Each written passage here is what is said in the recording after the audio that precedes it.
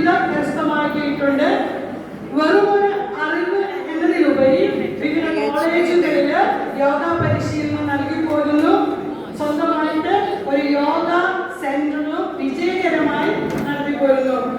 ദീർഘകാലം catechism ടീച്ചറായി സേവനമനുഷ്ഠിച്ച sister വചന പഠനത്തിലും ഏറെ താല്പര്യമുള്ള വ്യക്തിയാണ്. ബൈബിളിലെ 1000ഓളം വചനങ്ങൾ കോർത്തിണക്കി ജീവന്റെ വചനം എന്ന പുസ്തകം രചിച്ചിട്ടുണ്ട്. അങ്ങനെ തന്റെ ആത്മീയ ജ്ഞാനം മറ്റുള്ളവർക്ക് പകർന്നു നൽകുവാൻ സിസ്റ്ററിന് സാധിച്ചിട്ടുണ്ട് എന്ന് എടുത്തു പറയേണ്ട ഒരു കാര്യമാണ്. വിമൻസ് വെൽഫെയർ ഇടപ്പള്ളി കൊറോണയുടെ പ്രസിഡന്റായി മികച്ച രീതിയിൽ നേതൃത്വം നൽകിയ പരിചയ സമ്പത്തുമുണ്ട്. ഇനി നമുക്ക് വേണ്ടി ക്ലാസ് എടുക്കുന്നതിനായി എത്തിയ ഡോക്ടർ ആനി ആന്റണിയെ വളരെ സ്നേഹത്തോടും ആദരവോടും കൂടി സ്വാഗതം ചെയ്യും.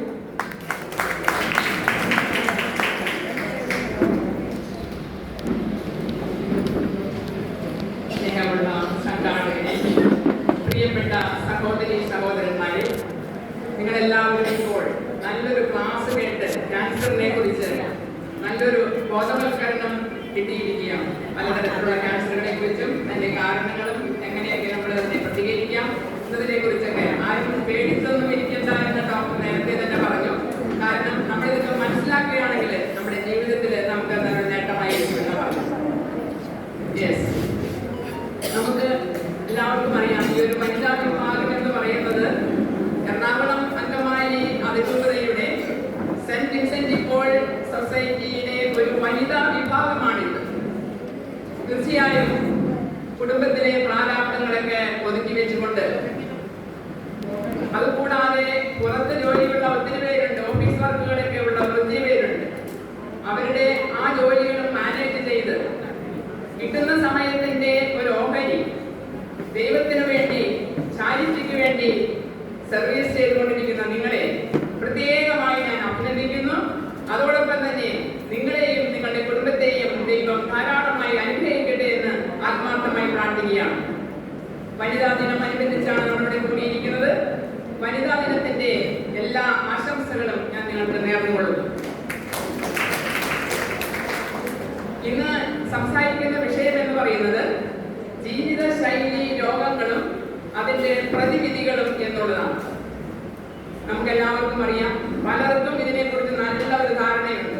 അറിവുകളൊക്കെ കിട്ടിയിട്ടുണ്ട്, സെമിനാറുകൾ അറ്റൻഡ് ചെയ്തിട്ടുണ്ട്, ക്ലാസ്സുകളിലൊക്കെ പങ്കെടുത്തിട്ടുണ്ട്. നല്ല അറിവുകൾ ഉണ്ടെങ്കിലും അല്പം കൂടെ ഒരു തിരിച്ചറിവ് നമുക്ക് ഈ കാര്യത്തിൽ ഉണ്ടാകുന്നത് നല്ലതായിരിക്കും. എന്താണ് ഈ ജീവിതശൈലി രോഗങ്ങൾ?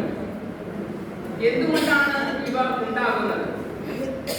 എങ്ങനെയാണ് ഇതിനെ പരിഹരിക്കുവാനായിട്ട് നമുക്ക് സാധിക്കുന്നത് എന്നുള്ളതാണ് സബ്ജക്റ്റ്. നമുക്കറിയാം, ലോകം വളരെയേറെ പുരോഗമിച്ചുകൊണ്ടിരിക്കുകയാണ്. ഒരു വശത്ത് ശാസ്ത്രം വളരെയേറെ വളർന്നുകൊണ്ടിരിക്കുന്നു.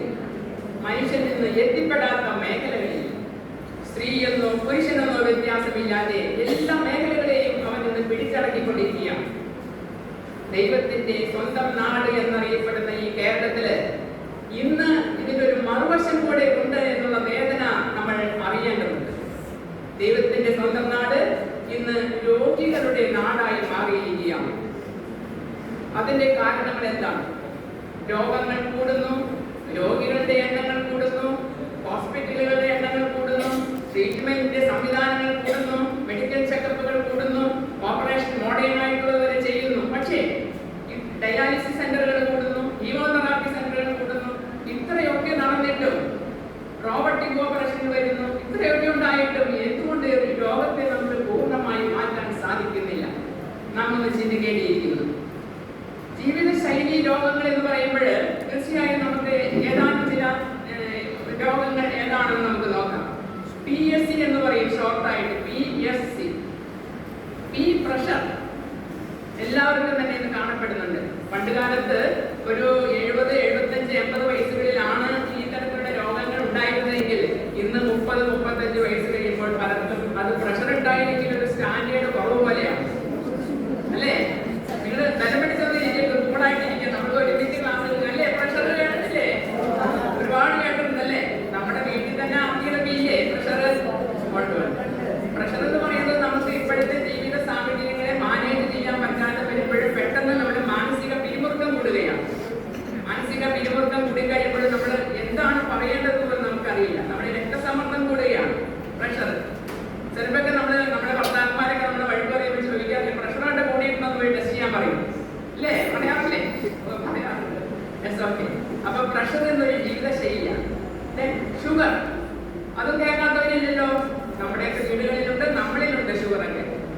എന്തുകൊണ്ടാണ് ഷുഗർ വരുന്നത്? നമ്മുടെ പാൻക്രിയാസിന്റെ ശരിയായി വർക്ക് ചെയ്യാതെ വരുമ്പോൾ, അത് ശരിയായി വർക്ക് ചെയ്താലാണ് ഇൻസുലിൻ വേണ്ട രീതിയിൽ പുറപ്പെടുവിക്കാൻ സാധിക്കുകയുള്ളൂ. ഈ ഇൻസുലിൻ ഉണ്ടായാൽ മാത്രമേ നമ്മുടെ ബ്ലഡിൽ നിന്നും ഗ്ലൂക്കോസ് മറ്റു ഭാഗങ്ങളിലേക്ക് കൊണ്ടുപോകാൻ സാധിക്കുകയുള്ളൂ. ഇതിന്റെ കുറവുകൊണ്ട് ഷുഗർ രോഗം കണ്ടുപിടിക്കപ്പെട്ടു. ഇത് ഇന്ന് വലിയൊരു രോഗമാണ് ഷുഗർ രോഗം. അപ്പൊ പ്രഷറായി, ഷുഗറായി, കൊളസ്ട്രോൾ, അതും നമ്മുടെ കൂടെ കുറവാണ് അല്ലേ? പലരും കൊളസ്ട്രോളിന്റെ ഒക്കെ മരുന്ന് കഴിച്ചുകൊണ്ടിരിക്കുന്നവരുണ്ട്. ഈ കൊളസ്ട്രോൾ എന്ന് പറയുന്നത് എന്തുകൊണ്ടാണ് ഇതുണ്ടാകുന്നത്? നമ്മൾ കഴിക്കുന്ന ഭക്ഷണത്തിന്റെ തെറ്റായ ഒരു രീതി തന്നെയാണ്. നല്ല കൊഴുപ്പുള്ള ഭക്ഷണങ്ങൾ, വറുത്തുപരിച്ച ഭക്ഷണങ്ങൾ, ഓയിലി ഭക്ഷണങ്ങളൊക്കെ കഴിച്ചു കഴിയുമ്പോൾ നമ്മുടെ ശരീരത്തിൽ ദുർമേധസ്സും കൊഴുപ്പൊക്കെ വന്ന് കൂടുകയാണ്. അപ്പോൾ അങ്ങനെ വന്നു കഴിയുമ്പോൾ അത് കൊളസ്ട്രോൾ ആയി രൂപപ്പെടുകയാണ്. അപ്പോൾ പ്രഷറും ഷുഗറും കൊളസ്ട്രോളും ഇന്ന് ജീവിതശൈലി രോഗത്തിന്റെ പ്രത്യേകതയാണെന്ന് പറയേണ്ടിയിരിക്കുന്നു. മറ്റു രോഗങ്ങളെ കുറിച്ച് പറയുമ്പോൾ അസിഡിറ്റി പ്രോബ്ലം, നമുക്കൊന്നും ഒരുപക്ഷെ അസിഡിറ്റിയുടെ പ്രശ്നമില്ലെങ്കിലും അസിഡിറ്റി കൊണ്ട് ബുദ്ധിമുട്ടുന്ന ഒരുപാട് പേരുണ്ട്. എന്ത് കഴിച്ചാലും ഗ്യാസ് വന്നുകൊണ്ടിരിക്കുക. ഞാൻ ഇപ്പോഴും ഓർക്കുന്നുണ്ട്, ഞാൻ പെരുമ്പാവൂര് മർത്തോമ കോളേജിൽ MBA സ്റ്റുഡൻസിനെ യോഗ പഠിപ്പിച്ചുകൊണ്ടിരിക്കുകയായിരുന്നു. അപ്പോൾ അവിടുത്തെ ഒരു സാറ് എൻ്റെ അടുത്ത് വന്നിട്ട് ചോദിച്ചു, ടീച്ചറെ എനിക്കൊരു ഉപകാരം ചെയ്തു തരാമോ? ഞാൻ എന്ത് കഴിച്ചാലും ഗ്യാസ് വരുമ്പോഴുള്ളൂ, ഏമ്പക്കം വന്നുകൊണ്ടിരിക്കും. അപ്പോൾ കുട്ടികളെ പഠിപ്പിക്കുന്ന സമയത്ത് മിക്കവാറും ഇവർക്ക് ഇഷ്ടപ്പെടുന്ന ഫിഷ് ഫ്രൈ ആണ് ഇഷ്ടം. അത് കഴിച്ചിട്ട് ക്ലാസ്സൊക്കെ ഉച്ചയ്ക്ക് എടുക്കുമ്പോൾ എനിക്ക് വല്ലാത്തൊരു ബുദ്ധിമുട്ടാണ്. എത്രമാത്രം മരുന്ന് കഴിച്ചിട്ട് അത് മാറുന്നില്ല, കുറച്ച് കുറയും, മാറുന്നില്ല. എന്തെങ്കിലും യോഗയിൽ പ്രതിനിധി ഉണ്ടോ എന്ന് ചോദിച്ചു. അപ്പൊ ഞാനത് 2 ആസനയുടെ പേര് പറഞ്ഞു കൊടുത്തു. ഭുജംഗാസനം ആൻഡ് ശലഭാസനം. ദിവസവും റെഗുലറായിട്ട് ഒരു 10 മിനിറ്റെങ്കിലും ചെയ്യുക. ഞാൻ ആഴ്ചയിൽ ഒരിക്കലാണ് അവിടെ ക്ലാസ്സിന് പോകുന്നത്. പിറ്റേ ആഴ്ച ചെന്നപ്പോൾ സാറ് ഭയങ്കര സന്തോഷമായിട്ട് വന്നിരിക്കുകയാണ്. മാഡം, എൻ്റെ ആ ബുദ്ധിമുട്ടേ മാറി കിട്ടിയത്, ആ ബുദ്ധിമുട്ടേ മാറി കിട്ടി. നമ്മൾ എത്ര നാൾ മരുന്ന് കഴിക്കുന്നു ഓരോ കാര്യങ്ങൾക്ക് വേണ്ടിയിട്ട്. ചെറിയ ചെറിയ യോഗ ആസനങ്ങളിൽ കൂടെ, ബ്രീത്തിങ് എക്സസൈസുകളിൽ കൂടെ, മെഡിറ്റേഷനുകളിൽ കൂടെ ഒക്കെ നമുക്ക് മാറ്റാൻ പറ്റുന്ന ഒരുപാട് രോഗങ്ങളുണ്ട്. ഈ ജീവിതശൈലി രോഗങ്ങൾ ഒരു മിക്കവാറും തന്നെ നമുക്ക് അതുകൊണ്ട് കൺട്രോൾ ചെയ്ത് നിർത്താനായിട്ട് സാധിക്കുന്നതാണ്. പിന്നെ മറ്റു രോഗങ്ങളെ കുറിച്ച് പറയുന്നത് മൈഗ്രെയിൻ, അത് പലരെയും അലട്ടുന്ന പ്രശ്നമാണ്. വല്ലാത്ത തലവേദന, എത്രയോ സമയം നീണ്ടു നിൽക്കുന്നു. അതിനും യോഗയിൽ ഒരു പ്രാണായാമം ചെയ്യുകയാണെങ്കിൽ ആ മൈഗ്രെയിനൊക്കെ പമ്പ കിടക്കുന്നുണ്ട്. ഡെയിലി ചെയ്യണമെന്ന് മാത്രമേ ഉള്ളൂ.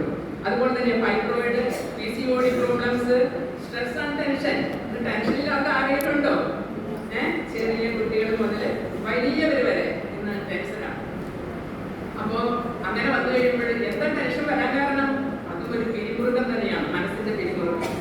നമുക്ക് കൺട്രോൾ ചെയ്യാൻ പറ്റാത്ത അവസ്ഥ, സെൽഫ് കൺട്രോൾ കിട്ടുന്നില്ല പല കാര്യങ്ങൾക്കും. നമ്മുടെ മനസ്സ് വല്ലാത്തൊരു അവസ്ഥയിലായി പോവുകയാണ്. ടെൻഷൻ വന്നാൽ പിന്നെ എന്താ ബുദ്ധിമുട്ടെന്ന് നമുക്ക് പറയാൻ പറ്റില്ല. ഒരു ഉദാഹരണം പറഞ്ഞാൽ, നമ്മളിപ്പോൾ എവിടെയെങ്കിലും പോകുന്ന വഴിക്ക് പെട്ടെന്ന് നടന്നു പോകുമ്പോഴേ ഒരു പട്ടി പെട്ടെന്ന് വന്ന് ചാടി നമ്മുടെ മുന്നിൽ അല്ലേ? ആ പട്ടി വന്ന് ചാടി കഴിയുമ്പോൾ നമ്മൾ പേടിക്കും. പേടിച്ചു കഴിഞ്ഞാൽ അത് നമ്മളെ കടിക്കാൻ നോക്കുന്നുണ്ടെങ്കിലോ നമ്മൾ മുഖമൊക്കെ പേടിച്ച് നമുക്ക് വിറവ് വന്നു, സംസാരിക്കാൻ പറ്റുന്നില്ല, തൊണ്ടയിൽ നിന്ന് സൗണ്ട് വരുന്നില്ല, തൈറോയ്ഡ് ഗ്ലാൻഡൊക്കെ ഉണങ്ങി വരണ്ടു പോവുകയാണ്. നമ്മുടെ ശരീരം മൊത്തം നമ്മുടെ നെഗറ്റീവിലോട്ട് പോവുകയാണ്. നമ്മുടെ ഹോർമോൺ, നമ്മുടെ ടെൻഷന്റെ പ്രധാന ഹോർമോണായ അഡ്രിനാലിൻ നമ്മുടെ ശരീരത്തിൽ പ്രവേശിക്കും. അപ്പോൾ നമ്മൾ ഇതൊക്കെ കൺട്രോൾ ചെയ്യാനായിട്ട് നമ്മൾ പലതരത്തിലുള്ള വ്യായാമങ്ങൾ, നമുക്ക് പറ്റുന്ന രീതിയിലുള്ള എക്സസൈസുകൾ, യോഗയൊക്കെ ചെയ്യുകയാണെങ്കിൽ പരിധി വരെ നമുക്ക് മാറ്റാനായിട്ട് സാധിക്കും. മറ്റു രോഗങ്ങൾ എന്ന് പറയുന്നത് നമ്മുടെ IT ഫീൽഡിലെ മക്കളൊക്കെ ഒരുപാട് ഇന്ന് ജോലി ചെയ്യുന്നത്, കുത്തിയിരുന്നാണ് ജോലി ചെയ്യുന്നത്. അവരുടെ back pain, neck pain, shoulder pain, ഇതൊക്കെ ഡെയിലി എക്സസൈസ് ചെയ്താൽ മാറ്റാവുന്ന കാര്യങ്ങളേ ഉള്ളൂ. അതുപോലെ തന്നെ അൾസർ, പിന്നെ uterus related problems, heart related problems, liver related, fatty liver, PCOD, അങ്ങനെ നീണ്ടു പോകുന്നു. ഈവൻ ക്യാൻസർ പോലും ജീവിതശൈലി രോഗങ്ങൾ കൊണ്ട് ഉണ്ടാകുന്നു. മാഡം വളരെ വിശദമായിട്ട് അതിനെക്കുറിച്ചൊക്കെ സംസാരിച്ചിട്ടുണ്ട്. ഓക്കെ, എന്തുകൊണ്ടാണ് ഈ ജീവിതശൈലി രോഗങ്ങൾ ഇപ്പോൾ ഇങ്ങനെ വരാൻ കാരണം? നമ്മുടെ പൂർവ്വകാലം ഒന്ന് എടുത്തു നോക്കുക. നമ്മുടെയൊക്കെ കുട്ടിക്കാലം, നമ്മുടെയൊക്കെ മാതാപിതാക്കൾ അല്ലെങ്കിൽ അപ്പാപ്പൻ അമ്മാമയൊക്കെ എന്താ അവർ ചെയ്തുകൊണ്ടിരുന്നത്? അവരുടെ അതിരാവിലെ എഴുന്നേറ്റ് കുറേ കിലോമീറ്ററുകൾ നടന്ന് ദേവാലയത്തിൽ പോയി വിശുദ്ധ കുർബാനയിൽ പങ്കെടുത്ത് എല്ലാം ദൈവത്തിന് സമർപ്പിച്ച് തിരിച്ചു വന്ന് അവര് അടുക്കളയിൽ കയറുന്നു. നേരത്തെ എഴുന്നേൽക്കുന്നു, ഒരുമിച്ച് അവിടെ പ്രാർത്ഥിക്കുന്നു, നടന്നു പോകുന്നു. അന്ന് വണ്ടി വാഹനങ്ങളൊന്നുമില്ല നമുക്ക്. ഇന്നലെ വണ്ടി വാഹനങ്ങൾ, നമ്മൾ പള്ളിയിൽ കൊണ്ടെങ്കിൽ എങ്ങനെ പോകണം? മിക്കവരും തന്നെ വണ്ടിക്ക് പോകും. നമ്മളിന്ന് ഹോസ്പിറ്റലിൽ പോകണമെങ്കിൽ അങ്ങോട്ട് പോകും, വണ്ടിക്ക് പോകും. വണ്ടിയില്ലാത്ത ജീവിതമില്ല നമുക്ക്. പിന്നെ എക്സസൈസ് ചെയ്യാനൊക്കെ എവിടെ സമയം? നമുക്ക് തിരക്കിലിങ്ങനെ ഓടിക്കൊണ്ടിരിക്കുകയാണ്. അപ്പൊ പൂർവ്വകാലത്തില് അവര് പള്ളിയിലെ കഴിഞ്ഞ് വന്നാലോ അമ്മമാരൊക്കെ അടുക്കളയിൽ കയറുന്നു. അടുക്കളയിൽ കയറിയിട്ട് രാവിലെ ബ്രേക്ക്ഫാസ്റ്റിന് വേണ്ടിയിട്ട് ഫുഡ് ഇടണമെന്നാണ് വിചാരിച്ചിരിക്കുന്നത്. അപ്പൊ അതിനുവേണ്ടി അരി വെള്ളത്തിലിട്ടാണ് പോയിരിക്കുന്നത്. വന്നു കഴിയുമ്പോൾ അവരെന്ത് ചെയ്യും? അരി കഴുകി വാരി കുതിർത്തി ഉരലിട്ട് ഇടിച്ച് പൊടിച്ച് അരിച്ച് വറുത്ത് എന്ത് ചുടും? പുട്ട് ചുടുന്നു. നമ്മളാണെങ്കിൽ പുട്ടി ഇടുന്നത് നമുക്ക് ഓർക്കാൻ പറ്റുമോ? നമുക്ക് ഓർക്കാൻ പറ്റുമോ ഈ കാര്യങ്ങൾ? ഇല്ല. നമ്മുടെ അതുപോലെ തന്നെ പുരുഷന്മാരെന്ത് ചെയ്യും? അവർ വന്നു കഴിഞ്ഞാൽ അവര് ചായയൊക്കെ കുടിച്ചിട്ട് നേരെ പറമ്പിലോട്ട് പോയിട്ട് എല്ലാ ആയുധങ്ങളും കൊത്തി വാക്കത്തി കൊണാലി മമ്മട്ടി തൂമ്പ എല്ലാം എടുത്തിട്ട് കൃഷിപ്പണിക്ക് ഇറങ്ങുകയാണ്. പറമ്പിലെ കൃഷികള്, പച്ചക്കറി കൃഷികള്, മത്തങ്ങ, വെള്ളരിക്ക, പപ്പായ, അതുപോലെ തന്നെ കുമ്പളങ്ങ, പാവയ്ക്ക, വെണ്ടയ്ക്ക, വഴുതനങ്ങ, ഇതെല്ലാം അവർക്ക് വീടുകളിൽ തന്നെ കൃഷി ചെയ്യാണ്. അപ്പോ ആ പച്ചക്കറികൾ കൊണ്ട് ആണ് അവർ ഫുഡ് ഉണ്ടാക്കുന്നത്. അവർക്കെല്ലാം കൃഷിയുണ്ട്. നെല്ല്, എന്റെയൊക്കെ വീട്ടിൽ ചെറുപ്പത്തിലെ ഞാൻ അതെല്ലാം ഓർക്കുന്നുണ്ട്. നെല്ല് കൊയ്തെടുത്ത് പുഴുങ്ങി ഉണക്കി അരിയാക്കി ചേറ്റി അരി അടപ്പത്തിട്ട് കഞ്ഞി കുടിക്കും. അല്ലെ, നല്ല രസമില്ല കഞ്ഞിക്ക്? എല്ലാവരും കുടിച്ചിട്ടുണ്ട്. അപ്പോൾ അത് ഓർഗാനിക് ഫുഡാണ് അന്ന് നമ്മൾ കഴിച്ചുകൊണ്ടിരുന്നത്. ആ ഓർഗാനിക് ഫുഡിന്റെ പ്രത്യേകതയും ഇത് നമുക്കതൊന്നും കിട്ടാത്ത ഇന്നത്തെ ഫുഡ് എന്താണ്? Fast food. ഡോക്ടർ തന്നെ പറഞ്ഞു, fast food, junk food, oily food, bakery food, preservatives, colours, ഇതൊക്കെ ചേർന്ന ഒരു വലിയൊരു കലക്കലാണ് നമ്മൾ ചെയ്തുകൊണ്ടിരിക്കുന്നത്. അതുപോലെ തന്നെ നമ്മുടെ കാർന്നവന്മാര് സന്ധ്യയായാൽ എന്താണ് അവർ ആദ്യം ചെയ്യുന്നത്? കുരിശ് വരയ്ക്കും. കുരിശുമണി കൊട്ടുമ്പോൾ കുരിശ് വരയ്ക്കും. 8 മണിയാകുമ്പോഴേക്കും പന്തയെത്തിക്കാൻ എല്ലാവരും ഞങ്ങൾക്ക് മുട്ടുകുത്തി നിന്ന് പന്ത തീരുവോളം മുട്ടുകുത്തി കൈ കൂട്ടി പിടിച്ച് പ്രാർത്ഥന കഴിയുമ്പോൾ ദൈവത്തിന് സ്തുതി കൊടുത്ത് അപ്പനും അമ്മയ്ക്കൊക്കെ സ്തുതി കൊടുത്ത് കൈ മേടിച്ച് കുത്തും. ഇന്ന് കുത്താൻ കിട്ടുമോ പിള്ളേരെ? പ്രാർത്ഥനയ്ക്ക് കിട്ടുമോ പിള്ളേരെ? സമയത്ത് പ്രാർത്ഥിക്കാൻ പറ്റുന്നുണ്ടോ? ഇതിന്റെയൊക്കെ ഭവിഷ്യത്തുകൾ നമ്മുടെ കുടുംബങ്ങളിൽ വന്നുകൊണ്ടിരിക്കും. നമ്മുടെ ആരോഗ്യ രീതിയിലും അതൊക്കെ തന്നെ വന്നുകൊണ്ടിരിക്കുകയാണ്. അപ്പൊ ഇതൊക്കെ നമ്മളൊന്ന് ചിന്തിക്കുന്നത് വളരെ നല്ലതാണ്. അപ്പൊ പിന്നെ നമ്മുടെ കാർന്നവന്മാരൊക്കെ നേരത്തെ കിടന്നുറങ്ങും അല്ലേ? ഈ 7 മണിക്ക് പ്രാർത്ഥന എത്തിച്ച് കഞ്ഞി കുടിക്കാൻ എങ്ങനെ ഇരിക്കുന്നത് അറിയാമോ? എല്ലാവരും ഇങ്ങനെ വട്ടമേശ പോലെ പലകയൊക്കെ ഇട്ടിരുന്ന അടുക്കളയിൽ, അല്ലെങ്കിൽ മേശയൊക്കെ അത് കുറവാണ്. എല്ലാവരും കൂടി ചിരിച്ച് കളിച്ച് വർത്താനൊക്കെ പറഞ്ഞ് ഇന്നത്തെ പോലെ 1-2 മക്കളല്ല എന്നുള്ളത്. ഉള്ളത് 8, 10, 12, 15, 17 മക്കളുള്ള ഒരു സിസ്റ്ററെ, ഒരു വീട്ടിലെ സിസ്റ്ററെ ഞാൻ കഴിഞ്ഞ ദിവസം സംസാരിക്കാൻ CMC കോൺവെന്റിൽ. അപ്പോൾ ഒന്ന് ആലോചിച്ചു ആ അമ്മമാരുടെയൊക്കെ ബുദ്ധിമുട്ടുകൾ. ഇന്ന് നമുക്ക് ഒരാൾ പ്രഗ്നന്റ് ആണെന്ന് പറയുമ്പോൾ എന്താ റെസ്റ്റ്? ആ അമ്മയ്ക്ക് വല്ല റെസ്റ്റ് ഉണ്ടോ മക്കളെ? ഒരു റെസ്റ്റും ഇല്ല. നടുവേദനയുണ്ടോ? തലവേദനയുണ്ടോ? ഒന്നുമില്ല. എത്രയോ നല്ല ആരോഗ്യപരമായിട്ട് അവർ കൊണ്ട് നടക്കുന്നു. നമ്മൾ അമ്മച്ചി ചിരിക്കുകയാണ്, എന്തോ പറഞ്ഞിട്ട് ചിരിക്കുകയാണ് അമ്മച്ചി. പണ്ട് കാലത്തെ കാര്യങ്ങളൊക്കെ ഓർത്ത് ചിരിക്കുന്നതാണ്.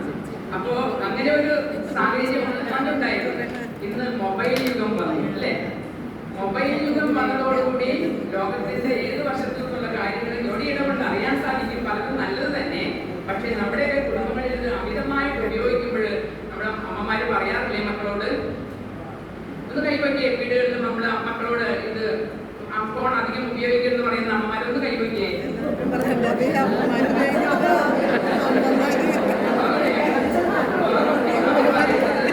അവര് പറയുന്നത് അവരുപയോഗിക്കേണ്ടതാ പറയുന്നത്. എന്തെങ്കിലും മെസ്സേജ് വന്നോണ്ട് കോൺഫിഡന്റ് ആയിട്ട് ഇടയ്ക്ക് വിടും കേട്ടോ. ക്ലാസ്സിന്റെ ഇടയ്ക്ക് മെസ്സേജ് വന്നു. അപ്പോ ആ മക്കളോട് നമ്മള് പറഞ്ഞ് വാചകങ്ങളൊക്കെ നിർത്തിയില്ലെങ്കിൽ അവരെയൊക്കെ നമുക്ക് മക്കളൊന്നും കിട്ടില്ല. അവർക്കൊരു വേണ്ടാത്ത അവസ്ഥകളിലൂടെ നമുക്ക് പോയിക്കൊണ്ടിരിക്കുന്നത്. സ്നേഹബന്ധങ്ങളില്ല, രക്തബന്ധങ്ങളില്ല, മാതാപിതാക്കളും മക്കളും എന്നുള്ള സ്നേഹമൊന്നുമില്ല. പണ്ടൊക്കെ എന്തൊരു സ്നേഹം, കൂടപ്പ സ്നേഹമായിരുന്നു. നമ്മളൊക്കെ അവരുടെ വീടുകളിലൊക്കെ പോയി നിന്ന് നിർബന്ധിച്ച് നിർത്തും. ഇന്ന് ആരെങ്കിലും വന്നാൽ വേഗം പോട്ടെ ചായ വെള്ളം നീങ്ങിക്കൊണ്ടിട്ട്. കാരണം നമുക്ക് പല കാര്യങ്ങളും പ്രത്യേകിച്ച് മൊബൈലിന്റെ കാര്യം നോക്കാനുണ്ട്. അപ്പൊ ആരെങ്കിലും വന്നാൽ വേഗം പോകട്ടെ എന്നുള്ള ചിന്തയാണ്. ഇതിന്റെ ഇടയിൽ എന്റെ വീടിന്റെ അടുത്ത് ഇല്ലാത്ത ടീച്ചറുണ്ട്. അവരുടെ കാര്യം ഞാൻ നിങ്ങളുമായിട്ട് ഷെയർ ചെയ്യാം. അവർക്ക് ഹസ്ബൻഡും 2 കുട്ടികളും. ഹസ്ബൻഡിന് 7 മണിക്ക് ബാങ്കിൽ പോകണം. മക്കൾക്ക് 8-നും 8:30 പോകണം. ടീച്ചർക്ക് 9 മണിക്ക് പോകണം. ടീച്ചർ രാവിലെ ഒരു ഏകദേശം ഒരു 4 മണി മുതൽ രാത്രി 11 മണി വരെ ഓട്ടം തന്നെ പോകണം. നിങ്ങളിൽ പലരും അങ്ങനെ ഓടിക്കൊണ്ടിരിക്കുന്നവരുണ്ട്. രാവിലെ എഴുന്നേറ്റ് വേണ്ട കാര്യങ്ങളെല്ലാം ചെയ്ത് ഭർത്താവിന്റെ ഭക്ഷണം, ബ്രേക്ക്ഫാസ്റ്റ്, കുട്ടികളുടെ ഭക്ഷണം, വണ്ടി വരുമ്പോഴേക്കും അത് റെഡിയാക്കണം, അവർക്ക് ഫുഡ് കൊടുക്കണം, ഒരാൾക്ക് ഇഷ്ടപ്പെട്ടില്ല വേറെ ഫുഡ് ഉണ്ടാക്കണം, എന്തെല്ലാം കാര്യങ്ങളാണ് അവർക്ക് ചെയ്യാനുള്ളത്. ഈ വൈകുന്നേരം വന്നു കഴിഞ്ഞാലോ 4 മണി പലകാലം കഴിക്കാൻ കൊടുക്കണം, ഭർത്താവ് സമയത്ത് വരുമ്പോൾ കൊടുക്കണം. അതിൻ്റെ ഇടയ്ക്ക് ദേഷ്യപ്പെടലുണ്ട്, ഒന്നും മിണ്ടുന്നില്ല, മർദ്ദനം. പക്ഷേ അങ്ങനെ ഒരു ലൈഫ് പിറ്റേ ദിവസത്തേക്കുള്ളത് ഉണ്ടാക്കണം, അരിഞ്ഞു വയ്ക്കണം, പച്ചക്കറികൾ, അങ്ങനെ ഒരു ഓട്ടമാണ്. ഓഫീസിലെ ഡ്യൂട്ടി ആണെങ്കിൽ അമിതമാണ്. അങ്ങനെ ടീച്ചർ ഓടിക്കൊണ്ടിരിക്കുമ്പോൾ ടീച്ചർക്ക് ഇടയ്ക്കിടയ്ക്ക് തലവേദന വരാറ്. ആരോട് പറയാൻ? ആരും മൈൻഡ് ചെയ്യുന്നില്ല ടീച്ചറെ. ഞങ്ങളുടെ വീടിന്റെ അടുത്തുള്ള ടീച്ചറാണ്. വീട്ടിൽ ആരും ശ്രദ്ധിക്കുന്നില്ല. അവർ നോക്കുമ്പോൾ എല്ലാം സ്മൂത്തായിട്ട് നടക്കുന്നുണ്ട്. ആയതിന്റെ പേരിൽ ടീച്ചർ ഒരു ദിവസം ഇത് വെക്കുന്ന സ്ഥലത്ത് തല കറങ്ങി വീണു. ഹോസ്പിറ്റലിൽ കൊണ്ടുപോയി പരിശോധിച്ചപ്പോൾ അവർക്ക് സ്ട്രോക്ക് വന്നിരിക്കും. ഒരു വശം തളർന്നു, കിടപ്പിലായി, വീണ്ടും തളർന്നു. നമുക്കറിയാം, അമ്മമാരെന്ന് പറയുന്നത് കുടുംബത്തിന്റെ ഹൃദയമാണ്. അവര് കുടുംബത്തിന്റെ നട്ടെല്ലാണ് ഓരോ അമ്മമാര്. അവർക്കൊരു അസുഖം വന്നാൽ, അവർക്കൊരു അറ്റാക്ക് വന്നാൽ കുടുംബത്തിന്റെ അറ്റാക്ക്. ആ അമ്മയെ വേണ്ട രീതിയിൽ വിശ്രമം കൊടുത്ത് കുറച്ചു നേരമെങ്കിലും സന്തോഷത്തോടെ അവരൊക്കെ ഒന്ന് വർത്താനം പറഞ്ഞ് ജോലികളിലേക്ക് ഒന്ന് സഹായിച്ച് ഉറങ്ങാനൊക്കെ അവർ നേരത്തെ വിട്ടിരുന്നെങ്കിൽ ഈ ഒരു അവസ്ഥയിലേക്ക് അവർ എത്തിച്ചേരുകയില്ലായിരുന്നു. ഇതാണ് ഇന്നത്തെ ലൈഫ് സ്റ്റൈലിൽ വന്നിരിക്കുന്ന വ്യത്യാസം. മറ്റൊന്ന്, ഇവിടെ ഞാൻ വേറൊരു കാര്യം പറയാൻ ആഗ്രഹിക്കുകയാണ്. ഒരു കണ്ണാടിയെ കുറിച്ചൊരു സ്റ്റോറിയാണ്. കണ്ണാടി ഇപ്പോഴും ഉള്ള കാര്യമല്ല കേട്ടോ, വർഷങ്ങൾക്ക് മുമ്പുള്ളതാണ്. കണ്ണാടിയൊക്കെ ഇറങ്ങുന്ന സമയത്തുള്ളതാണ്. ഒരു കണ്ണാടിയുടെ കഷ്ണം ഒരു കുടുംബനാഥന് കിട്ടി, വഴിയും കടന്ന് കിട്ടി. അദ്ദേഹം അതെടുത്ത് നോക്കിയപ്പോൾ നല്ല സുന്ദരനായ ചെറുപ്പക്കാരൻ, സന്തോഷമായി. അദ്ദേഹം ഇത് ആരോടും പറയാതെ വീട്ടിൽ കൊണ്ടുവന്ന് അൽമാരിയുടെ ഉള്ളിൽ വെച്ചു. ഇടയ്ക്ക് സമയം കിട്ടുമ്പോൾ അദ്ദേഹം പോയി അകത്ത് പോയി അൽമാരി തുറന്ന് കണ്ണാടി നോക്കി ചിരിക്കുന്നു. ഇത് ഇങ്ങനെ പതിവായി കഴിഞ്ഞപ്പോൾ ഭാര്യയോടുള്ള വർത്തമാനം കുറഞ്ഞു, അമ്മയോടുള്ള വർത്തമാനം കുറഞ്ഞു, യാതൊരു സംസാരവും ഇല്ലാതെയായാലും ഇവൻ കിട്ടുന്ന സമയം മുഴുവൻ ഇത് നോക്കിയിരിക്കണം. ഭാര്യയ്ക്ക് സംശയമായി. പണ്ടുണ്ടായിരുന്ന സ്നേഹം ഇപ്പൊ ചേട്ടൻ എന്നോടില്ല, എന്താ പ്രശ്നം? ഇടയ്ക്കിടയ്ക്ക് റൂമിൽ പോകുന്നുണ്ട്, അലമാരി തുറക്കും, ഒളിഞ്ഞു നിന്ന് നോക്കി അലമാരി തുറക്കുന്നു, എന്തോ എടുക്കുന്നു, ചിരിക്കുന്നു. ഹസ്ബൻഡ് ജോലിക്ക് പോയ സമയത്ത് ഇവരകത്ത് കയറി അലമാരി തുറന്നു, കണ്ണാടി എടുത്തു. ഇവര് നോക്കിയപ്പോ എന്താ കണ്ടത്? സുന്ദരിയായൊരു സ്ത്രീ. ഈ സ്ത്രീയുടെ പടം കണ്ടുകൊണ്ടാണ് എന്റെ ചേട്ടൻ ഇങ്ങനെ ചിരിച്ചുകൊണ്ടിരിക്കുന്നത്. ഈ സ്ത്രീയെ കണ്ടിട്ടാണ് എന്റെ ചേട്ടൻ ചിരിച്ചുകൊണ്ടിരിക്കുന്നത്. എന്നേക്കാൾ സൗന്ദര്യമുള്ള സ്ത്രീയാണവള്. അവളെ നോക്കുന്നു, ചിരിക്കുന്നു, എന്തൊക്കെ ആക്ഷനെയും കൂടെ പറയുന്നു, പല കാര്യങ്ങളും കാണും. അപ്പൊ മനസ്സിലായി ഇതാണ് അസുഖം എന്ന് മനസ്സിലായി. പിറ്റേ ദിവസം വീട്ടിലോട്ട് വരുന്നു, ഇവൾ മിണ്ടുന്നില്ല. അദ്ദേഹം ചോദിക്കുന്നത്, എന്ത് പറ്റി നിനക്ക്? ഇതുവരെ ഉണ്ടായിരുന്ന വർത്താനം ചിരിയും കഴിയൊന്നും ഇല്ലല്ലോ, എനിക്ക് ഭക്ഷണമൊന്നും നീ എടുത്തു തരുന്നില്ലല്ലോ, വരുമ്പോൾ തന്നെ ചായ വന്നുകൊണ്ടിരുന്നല്ലോ, ഇപ്പൊ ചായ ഒന്നും ഇല്ലല്ലോ, കാപ്പി എങ്ങനെ കിട്ടിയാൽ മതിയായിരുന്നു, അതും ഇല്ലല്ലോ എന്ന് പറഞ്ഞ് ഇദ്ദേഹം പറയുന്നുണ്ടെങ്കിലും അവളൊന്നും മിണ്ടുന്നില്ല. അങ്ങനെ 2-3 ദിവസം പോയി കഴിയുമ്പോൾ അമ്മ ചോദിച്ചു, എന്റെ മോളെ എന്താ പറ്റിയേ? ഈ കുടുംബത്തിൽ ഇങ്ങനെയൊന്നും ആയിരുന്നില്ലല്ലോ, നല്ല സന്തോഷവും സ്നേഹമൊക്കെ ആയിട്ട് നമ്മൾ പോവുകയായിരുന്നല്ലോ, എന്താ പറ്റിയ മോളെ എന്ന് ചോദിച്ചു. മോള് പറഞ്ഞു, അമ്മ ഒന്നുകൂടി മതി, ഞാൻ കാണിച്ചു തരാം. അമ്മേനെ അകത്തോട്ട് കൊണ്ടുപോയി അലമാരി തുറന്നു, എന്തെടുത്തു? കണ്ണാടി എടുത്തു, കാണിച്ചു കൊടുത്തപ്പോ അമ്മ നോക്കിയപ്പോ പ്രായമായൊരു മുത്തശ്ശി, മുടിയൊക്കെ നനച്ചിരിക്കുന്നു, പല്ലൊക്കെ പോയിരിക്കുന്നു, കണ്ണിനും മുഖത്തിനൊക്കെ ചുളി വന്നിരിക്കുന്നു, പ്രായമായ മുത്തശ്ശി. അപ്പൊ അമ്മ പറഞ്ഞു, എന്റെ മോളെ ഈ കുറച്ച് നാള് കഴിയുമ്പോ അതിന്റെ കാറ്റ് പോകില്ലേടി, ഇനി അവൻ അതിനെ കൊണ്ട് നടക്കണേ, കുറച്ച് ദിവസമല്ലേ നടക്കാൻ പറ്റുള്ളൂ. പ്രായമായി എല്ലാം ആരോഗ്യമൊക്കെ നശിച്ച ഒരു മുത്തശ്ശിയെ നിർത്തിയാറോട്ട് വിഷമിക്കൊന്നും വേണ്ട. സ്നേഹമുള്ളവരെ, ഇതൊരു സംഭവ കഥയാണ് എങ്കിലും ഇതിന്റെ ഉള്ളിൽ നിന്ന് നമ്മളൊരു ആശയം എടുക്കേണ്ടതായി. തമ്മിൽ സംസാരിച്ച് കുടുംബത്തിലെ ആശയങ്ങൾ ഭാര്യ ഭർത്താവിനോടും, ഭർത്താവ് ഭാര്യയോടും, മാതാപിതാക്കൾ മക്കളോടും, മക്കൾ മാതാപിതാക്കളോടും പറഞ്ഞിരുന്നെങ്കിൽ ഈ പ്രശ്നം ഒഴിവാക്കാമായിരുന്നില്ലേ? ഇങ്ങനെ പല സംഭവങ്ങളും, ഇങ്ങനെയുള്ള പല ലെതർ ടീച്ചർമാരും നമ്മുടെയൊക്കെ ചുറ്റുവട്ടത്തുണ്ട്. പലരും മാനസികമായി വിഷമിച്ച് ഒന്നും പറയാൻ സാധിക്കാതെ വിങ്ങിപ്പൊട്ടുന്ന ഹൃദയങ്ങൾ, ബലൂൺ ഇപ്പൊ പൊട്ടും എന്ന് പറഞ്ഞതുപോലെ ഇരിക്കുന്ന വിങ്ങുന്ന ഹൃദയങ്ങളുമായിട്ട് നമ്മുടെ ചുറ്റുവട്ടത്തും നമ്മുടെ ഇടവകയിലൊക്കെ ഉണ്ട്. പ്രത്യേകിച്ച് നിങ്ങൾ ആകുമ്പോൾ നമുക്ക് ഇവിടെയൊക്കെ പ്രവർത്തിക്കാനുള്ള മേഖലകളാണ്. പ്രത്യേകിച്ച് അമ്മമാർക്ക്, സ്ത്രീകൾക്ക് ഒരു കുടുംബത്തിൽ ചെന്നാൽ നമ്മുടെ പ്രസിഡന്റ് എപ്പോഴും പറയാറുണ്ട്, അടുക്കള വരെ കയറി ചെല്ലാൻ അവർക്ക് സ്വാതന്ത്ര്യമുണ്ട്. പുരുഷന്മാരെ കൂടുതലായിട്ട് ഫ്രീഡം ഉണ്ടാവും. അവിടെ ചെന്ന് ആ അമ്മയെ കണ്ട് അല്പം സമയമെടുത്ത് സംസാരിച്ച് അവരുടെ ഹൃദയം തുറന്നു കഴിയുമ്പോൾ അവർക്ക് വലിയൊരു ആശ്വാസം കിട്ടും. വലിയൊരു സന്തോഷം കിട്ടും. ഭർത്താവ് കേൾക്കുന്നില്ല, മക്കൾ കേൾക്കുന്നില്ല, പിന്നെ എന്ത് ചെയ്യും? ആരെങ്കിലും ഒരാൾ എന്നെ കേൾക്കാൻ ദൈവം പറഞ്ഞു വിട്ടതാണ്. ഈ മേഖലയിൽ നമുക്ക് ഉപയോഗിക്കാവുന്നത്. മറ്റൊന്നൊരു റോസമ്മ ചേച്ചിയാണ്. തയ്യിലാണ് ചേച്ചിയുടെ ജോലി. ഇതും നമ്മുടെ ഒരു കുട്ടി സ്കൂളിൽ പോകുന്നു, ഒരു കുട്ടിയെ നോക്കണം. കുട്ടി സ്കൂളിൽ പോകാനായിട്ടില്ല, ഭർത്താവ് ഒരു പ്രൈവറ്റ് കമ്പനിയിലാണ്. ഇവിടുത്തെ പ്രശ്നം മറ്റൊന്നുമല്ല, മൊബൈൽ അഡിക്ഷനാണ്.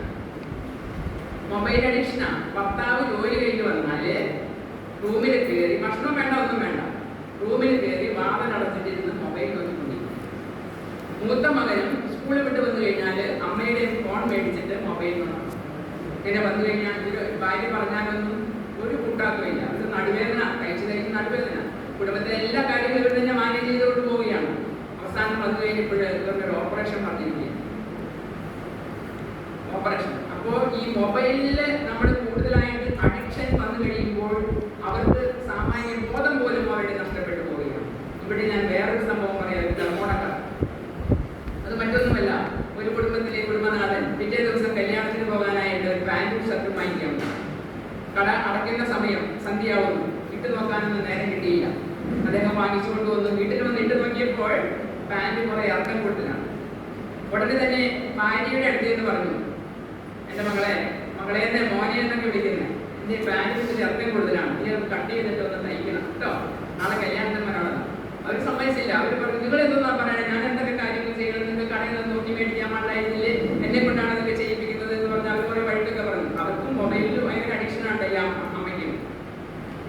അത് കഴിഞ്ഞ് നിങ്ങൾ പോയി മോളോട് പറയാൻ പറഞ്ഞു. വേഗം മോളോട് പറഞ്ഞു. മോള് ഡിഗ്രിക്ക് പഠിക്കുന്ന മകളാണ്. മോള് പറഞ്ഞ, ഡാഡി എന്തായി പറയണേ, എനിക്ക് കുറെ പ്രൊജക്റ്റുകളൊക്കെ ചെയ്യാനുണ്ട്, ഇതിൻ്റെ ഇടയിൽ ഞാൻ എന്ത് ചെയ്യാനാ, എനിക്ക് നേരമില്ല, അമ്മാമ്മയോട് പറയാൻ പറഞ്ഞു. അമ്മാമ്മയുടെ നിൽക്കാരിയാണ്.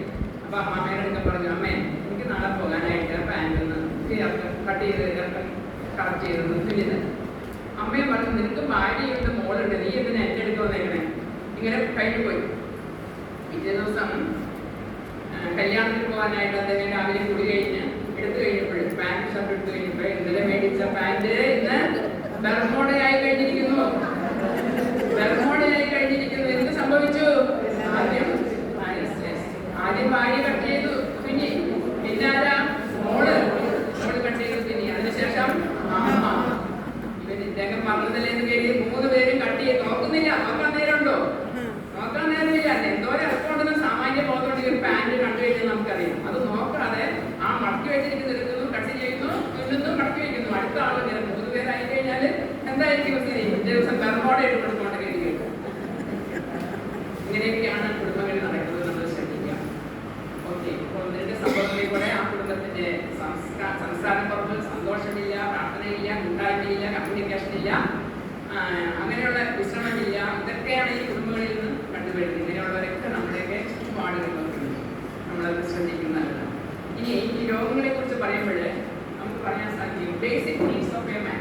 ഒരു മനുഷ്യന്റെ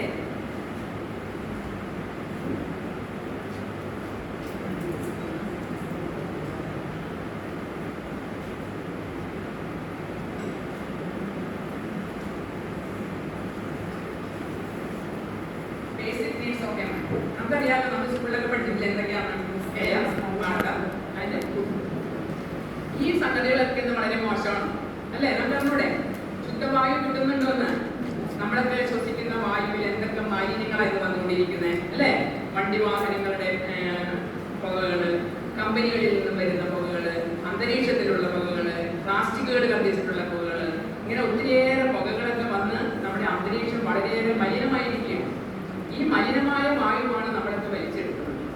അപ്പോൾ ഇതിന് നമ്മൾ എന്താ ചെയ്യേണ്ടത്? ഇതിന് പ്രതിവിധി, ഈവൻ ക്യാൻസർ പോലും പ്ലാസ്റ്റിക് ഒക്കെ കത്തിച്ച് നമ്മൾ ശ്വസിച്ച് കഴിയുമ്പോൾ ക്യാൻസർ പോലും വരുന്നുണ്ട്. ഇതിന് നമുക്ക് പ്രതിവിധിയായിട്ട് പഞ്ചായത്തുകളും മുനിസിപ്പാലിറ്റികളൊക്കെ സ്റ്റെപ്പുകൾ എടുത്തു തുടങ്ങിയിട്ടുണ്ട്. അവരെ കളക്ട് ചെയ്യാൻ പറ്റുന്നുണ്ട് പ്ലാസ്റ്റിക് ഒക്കെ. അത് നമ്മൾ വേണ്ട പോലെ, പക്ഷെ അത് സഹകരിക്കുന്നില്ല എല്ലാവരും. നമ്മളത് സഹകരിക്കുക. ഏതെങ്കിലും കുടുംബങ്ങൾ അത് കോപ്പറേറ്റ് ചെയ്യുന്നില്ലെങ്കിൽ നമ്മൾ അവരോട് പറയുക. അവരന്നിട്ട് അനുസരിക്കുന്നില്ല, പറമ്പിലൊക്കെ തന്നെ ഇട്ട് കത്തിക്കുകയാണെങ്കിൽ നമ്മൾ അധികൃതരെ അറിയിക്കുക. ഇതെല്ലാം നമുക്ക് ചെയ്യാൻ പറ്റുന്ന കാര്യങ്ങളാണ്. അതുപോലെ തന്നെ ഇങ്ങനെ പുകയൊക്കെ അടിച്ചു കഴിയുമ്പോൾ എവിടെയാണ് അത് കൂടുതലായിട്ട് ബാധിക്കുന്നത്? ശ്വാസകോശത്തെ ബാധിക്കും. ശ്വാസം മുട്ട്. നമുക്കറിയാമോ, ഇവിടെ കാക്കനാട് ഭാഗത്ത് മാലിന്യങ്ങൾ കത്തി വന്നപ്പോൾ നമ്മൾ എത്രയോ ദിവസങ്ങളാ ശ്വാസം മുട്ടൊക്കെ ആയിട്ട് അവിടെ നിന്ന് ആൾക്കാരൊക്കെ പോയി ഓർക്കുന്ന സംഭവം ഉണ്ടല്ലോ. അതൊക്കെ നമ്മൾ ചിന്തിക്കുന്നത് നല്ലതാണ്. ഇനി കുടിക്കുന്ന വെള്ളമാണെങ്കിലോ ഒത്തിരിയേറെ പൈപ്പ് വെള്ളങ്ങൾ, അത് മലിനമാണ്. അന്തരീക്ഷത്തിൽ ഒത്തിരി നമ്മൾ കേട്ടിട്ടുണ്ട്, പൈപ്പ് വെള്ളത്തിൽ നൂൽപ്പാമ്പ് എന്ന് പറഞ്ഞ് കേട്ടിട്ടുണ്ട്.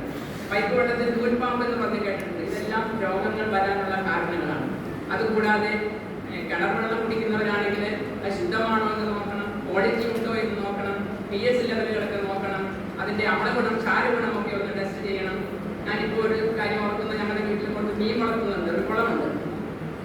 മീൻ നല്ല രീതിയിലൊക്കെ ഓടിച്ചാടി കളിച്ചുകൊണ്ടിരിക്കുകയാണ്. ഒരു 2-3 ദിവസമായിട്ട് നോക്കിക്കഴിഞ്ഞിട്ട് അത് ഭക്ഷണം ശരിക്കും കഴിക്കുന്നില്ല, വെള്ളത്തിന്റെ മുകളിൽ വന്ന് നിൽക്കുന്നു. അപ്പോൾ എന്തോ ശ്വാസം മുട്ടാന്ന് മനസ്സിലായി. അപ്പോൾ ഹസ്ബൻഡ് വേഗം വെള്ളം പരിശോധിച്ചു. അപ്പോൾ അതിന്റെ pH ലെവൽ വളരെ കൂടിയിരിക്കുകയാണ്. ഏകദേശം ഒരു 6 മുതൽ 8, 8.5, മീഡിയം ഒരു 7 വരെയാണ് അതിന്റെ pH ലെവൽ വേണ്ടത്. നമ്മൾ കുടിക്കുന്ന വെള്ളങ്ങളൊക്കെ ശുദ്ധമാണോ എന്നുള്ളത്. അതുപോലെ കൂൾ ഡ്രിങ്ക്സുകൾ, ഇപ്പം ഒരു കൂൾ ഡ്രിങ്ക്സ് ഇറങ്ങിയിട്ടുണ്ടെന്നാണ് പറയുന്നത്. ചെറിയ പ്ലാസ്റ്റിക് കുപ്പികളിൽ 10 രൂപയ്ക്ക് കൊടുത്താൽ ഏത് കളറിലുള്ള വെള്ളം കുടിക്കാൻ കിട്ടും. സ്കൂളിലെ കുട്ടികളെ കഥാ കൊടുക്കുന്നു. അതൊക്കെ എന്ത് വെള്ളമാണ്, ഏത് വെള്ളമാണെന്ന് നമ്മൾ നോക്കുന്നില്ല. അപ്പോൾ അതെല്ലാം നമ്മൾ ശ്രദ്ധിക്കുന്നത് വളരെ നല്ലതാണ്.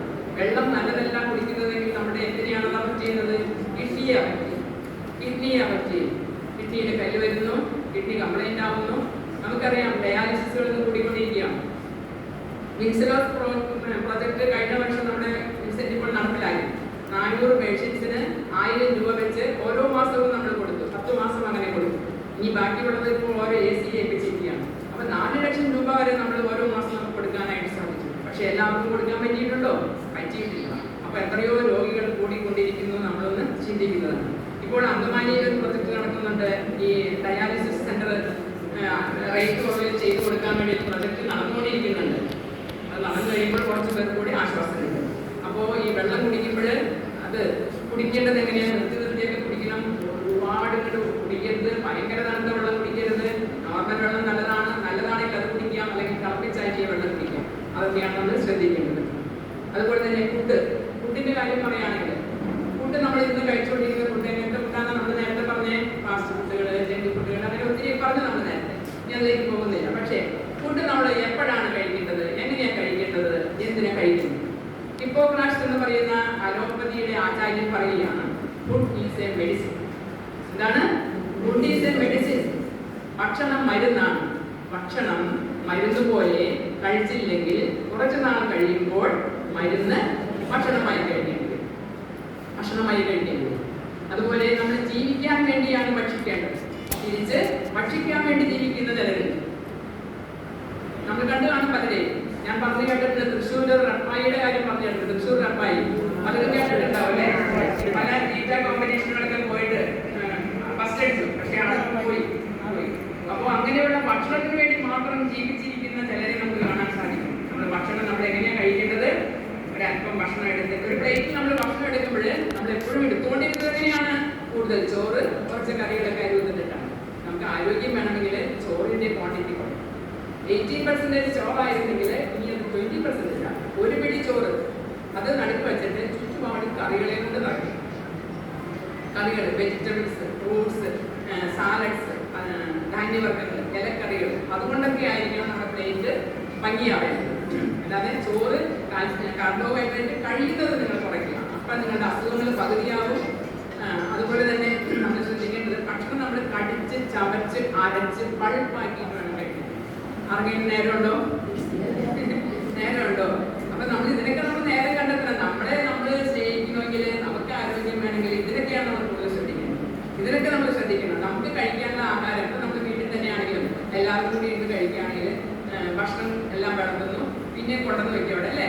ചോറ് കൊണ്ടുവന്ന് വയ്ക്കും, കറികൾ കൊണ്ടുവന്ന് വയ്ക്കും. അത് വീണ്ടും ഒരു കഴിക്കും. മക്കളാണെങ്കിലും പാരൻസ് ആണെങ്കിലും വീണ്ടും കഴിച്ചുകൊണ്ടിരിക്കും. അത് നല്ല സ്വഭാവമല്ല.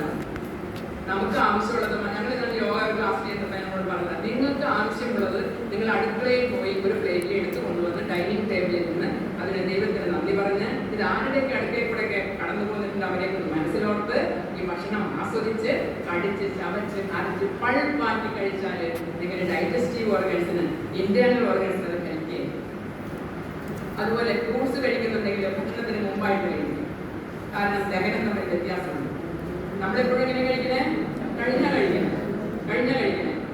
പഴങ്ങള് ദഹിക്കാൻ കുറച്ച് സമയം മതി. അപ്പോൾ ഇത് അവസാനം കഴിച്ചു കഴിഞ്ഞാൽ മറ്റേ ഫുഡൊക്കെ ഇറച്ചി, മീനും, മുട്ടയൊക്കെ കഴിച്ചാൽ ദഹിച്ചു കഴിഞ്ഞിട്ടല്ലേ ഇത് ദഹിക്കാൻ പറ്റുള്ളൂ. അത്രയും നേരം അവിടെ കിടന്ന് അസിഡിറ്റി മാറ്റാം. അതുപോലെ തന്നെ വെള്ളം കുടിക്കുന്നത്. നമ്മളൊക്കെ എങ്ങനെയാ ഭക്ഷണം എടുത്ത് വയ്ക്കുമ്പോൾ തന്നെ എന്ത് വയ്ക്കും? വെള്ളം എടുത്ത് വയ്ക്കും. അങ്ങനെ പാടില്ല. ഭക്ഷണത്തിന് അരമണിക്കൂർ മുമ്പ് കഴിഞ്ഞ് മാത്രമേ നമ്മൾ വെള്ളം കുടിക്കാൻ പാടുള്ളൂ. അല്ലെങ്കിൽ നമ്മുടെ സലൈവ കൈവിട്ടാകുകയും അത് ദഹനത്തെ ഒരുപാട് ബാധിക്കുകയും ചെയ്യും. അതുകൊണ്ട് ആ വക കാര്യങ്ങൾ നമ്മൾ ശ്രദ്ധിക്കുന്നത് വളരെ നല്ലതാണ്. ഭക്ഷണമാണ് വരുന്നത്, കറക്റ്റാണ്. ഭക്ഷണമാണ് വരുന്നത്. ഈ ഭക്ഷണത്തിൽ നിന്നാണ് നമുക്ക് രോഗങ്ങളൊക്കെ വന്നുകൊണ്ടിരിക്കുന്നത്. കൂടുതലെല്ലാം 80% ആ ഡിസോർഡറായിട്ടുള്ള ഭക്ഷണത്തിൽ നിന്നാണ് നമുക്ക് വന്നുകൊണ്ടിരിക്കുന്നത്. തിരുക്കുറൾ എന്ന പുസ്തകത്തിൽ പറയുന്നുണ്ട്, വിശക്കുമ്പോൾ ഭക്ഷിക്കുന്നതിന് ഡോക്ടറെ കാണണ്ട. വിശക്കുമ്പോൾ ഭക്ഷിക്കുന്നവന് ആരെ കാണണ്ട? ഡോക്ടറെ കാണണ്ട. മരുന്ന് വേണ്ട അവന്. പക്ഷേ ഇന്ന് നമ്മൾ വിശപ്പൊക്കെ അറിയാറുണ്ടോ? അറിയാറില്ല. ഇന്ന് എത്ര വിശപ്പ് അറിയുണ്ടോ? സമയം കുറച്ചാകുമ്പോൾ ഇന്ന് എത്ര വിശപ്പ് അറിയില്ല. നമ്മുടെ വീട്ടിലായിരുന്നെങ്കിൽ നമ്മൾ എന്തെങ്കിലും ഉണ്ട് കഴിച്ചതന്നെ അല്ലേ? ഒരു ഭക്ഷണം നമ്മൾ കഴിച്ചാൽ ദഹിക്കാനായിട്ട് അറ്റ്ലീസ്റ്റ് 4 മണിക്കൂറെങ്കിലും വേണം. അതിന്റെ ഇടയിൽ നമ്മൾ വേറെ ഒന്നും കഴിക്കാതിരിക്കുക. വെള്ളം വേണമെങ്കിൽ കുടിക്കുക. അത് നിങ്ങൾ ശ്രദ്ധിക്കുന്നത് നല്ലതാണ്. യോഗശാസ്ത്രം പറയുന്നുണ്ട്, ഒരു നേരം ഭക്ഷിക്കുന്ന ആളെ കുറിച്ച് പറയുന്നത് യോഗ്യനാണ്. 2 നേരം ഭക്ഷിക്കുന്ന ആളെ കുറിച്ച് പറയുന്നത് മഹാഭോഗി, ഭക്ഷണപ്രിയ. 3 നേരം കഴിക്കുന്ന ആളെ കുറിച്ച് പറയുന്നത് മഹാരോഗി, എന്റെ ശരീരത്തോട് നീ ചെയ്ത ദ്രോഹമാണ്. 4 നേരം കഴിക്കുന്ന ആളെ കുറിച്ച് പറയുന്നത് മഹാരോഗി, അവൻ വലിയൊരു രോഗിയായിത്തീരും. അപ്പോൾ അങ്ങനെ നമ്മൾ നോക്കണ്ട. നിങ്ങൾക്ക് എപ്പോഴാണ് വിശക്കുന്നത് അപ്പോൾ നിങ്ങൾ ഭക്ഷിക്കുക. അതാണ് നമ്മൾ ശീലിക്കേണ്ട ഒരു സ്വഭാവം. ഇനി ഞാൻ സൊല്യൂഷനിലേക്ക് കിടക്കാം. സൊല്യൂഷൻസ് കുറച്ച് സമയമില്ലാട്ടോ. ഞാനൊരു ക്ലാസ് എടുക്കാൻ വന്നപ്പോ എന്റെ സമയം കഴിഞ്ഞു. എന്നോട് ക്ലാസ് എടുക്കാൻ പറഞ്ഞ സമയം ഓൾറെഡി കഴിഞ്ഞുകൊണ്ടിരിക്കുന്ന സമയത്താണ് ഞാൻ ക്ലാസ് എടുക്കാൻ കരുതിയത്. സംഘാടകർ പറയുന്നത് നിർത്തുന്നത് പറയുന്നുണ്ട്. എന്നാലും കുറച്ച് സൊല്യൂഷൻസ് നിങ്ങൾ നോട്ട് ചെയ്യുന്നത് നല്ലതായിരിക്കും. ഒന്ന് എഴുന്നേറ്റ് എല്ലാവരും ചെറിയ ക്രിയേഷനിലേക്ക് തരാം. പണ്ടെന്ന് പറയുമ്പോൾ നിങ്ങൾ കൈ 2 പ്രാവശ്യം പെടണം. എന്ന് പറയുമ്പോൾ 3 പ്രാവശ്യം പെടണം. 3 എന്ന് പറയുമ്പോൾ പൊട്ടണ്ട. 4 എന്ന് പറയുമ്പോൾ 1 പ്രാവശ്യം പെടണം. 5 എന്ന് പറയുമ്പോൾ ഇരിക്കണം. ഓക്കെ, ഇന്ന് നിൽക്കുന്നു അതേ സ്ഥാനങ്ങളൊക്കെ ചെയ്യാം. 1 2